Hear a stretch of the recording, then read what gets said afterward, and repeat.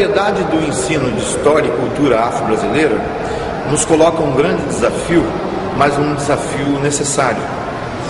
Ao considerarmos o papel do passado africano na formação da sociedade brasileira, temos a oportunidade de promover a inclusão da memória da parcela majoritária da sociedade que é afrodescendente. Na verdade, nós devemos considerar com a mesma normalidade o passado africano que consideramos o passado europeu. Por exemplo, quando nos referimos a determinados produtos culturais de origem europeia, como uma catedral gótica, uma pintura barroca ou os quadros de Van Gogh, reconhecemos imediatamente sua contribuição para a história da humanidade e nos identificamos com o que elas nos transmitem. Seria preciso que nos comportássemos da mesma maneira quando vemos as pirâmides do Egito, as mesquitas do antigo Mali, os castelos da Etiópia ou os monumentos da civilização de Meroé, na Núbia, de Gede, no Quênia, e do Monomotapa, no Zimbábue, que são todas africanas. Ou quando vemos as peças em bronze, em madeira e em marfim, produzidos pela cultura do antigo Benin, que nos parecem à primeira vista distantes, deslocadas ou até mesmo exóticas. A história do continente africano tem uma dinâmica que lhe é própria, e há um aspecto que está acima de qualquer discussão nos dias de hoje. A África é o berço da humanidade, pois ali é que foram encontrados os mais antigos e remotos vestígios da experiência humana.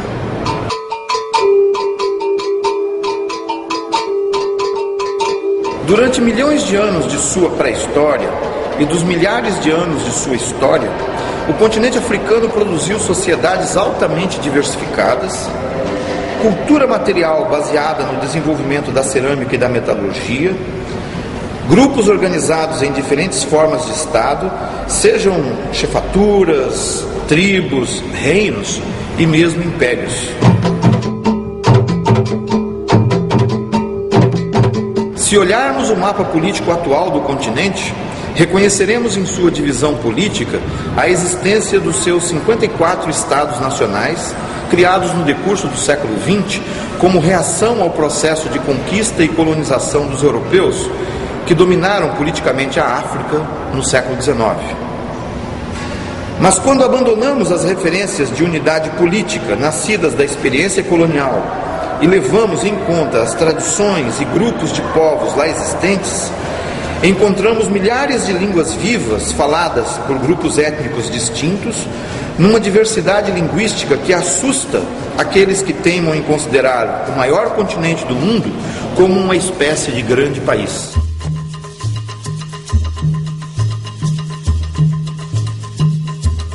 Diante disso, um dos procedimentos didáticos aplicáveis aos interessados em abandonar uma perspectiva eurocêntrica e evolucionista é adotar para a história da África o conceito de diversidade. Ao reconhecer a diversidade existente no continente africano,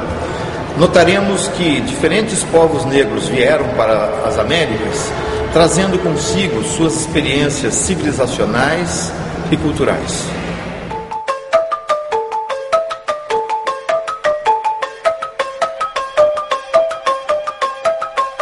Por outro lado, ao considerar que os povos do Magreb, da África dita branca,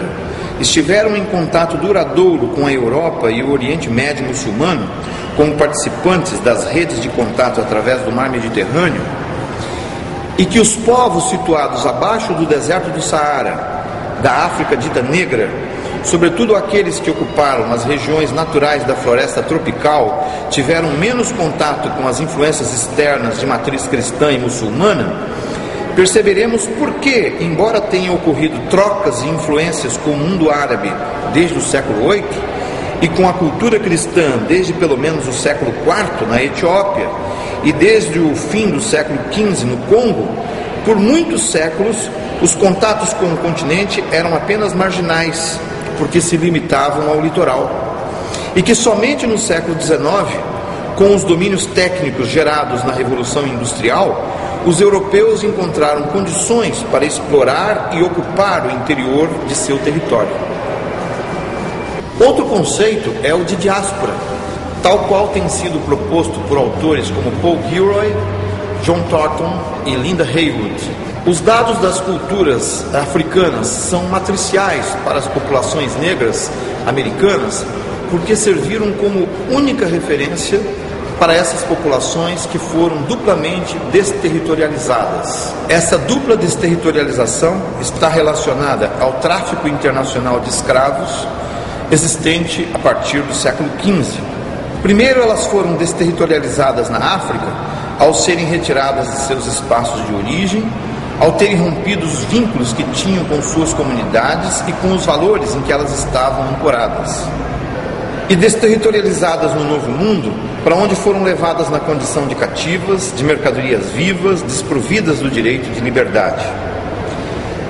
Populações privadas do ambiente natural em que viviam e dos códigos culturais compartilhados em sua sociedade de origem, os cativos africanos recriaram no Novo Mundo outras formas sociais e culturais, resistindo à despersonalização imposta pelo cativeiro. Neste ambiente restritivo e opressor, elas reelaboraram culturas novas e originais, reinterpretando suas tradições ancestrais e criando outras formas de identidade coletiva, algo que está expresso nas irmandades e clubes negros, nos rituais e festas populares, nos ritmos e nas sensibilidades religiosas, enfim, no modo de ser e de pensar do brasileiro.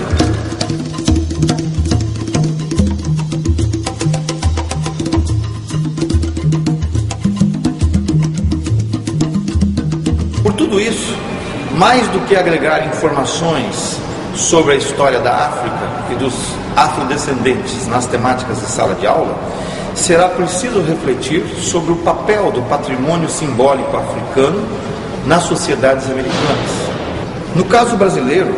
será preciso reconhecer o quanto os valores civilizatórios africanos estão integrados em nosso cotidiano e contribuem decisivamente para que sejamos quem somos,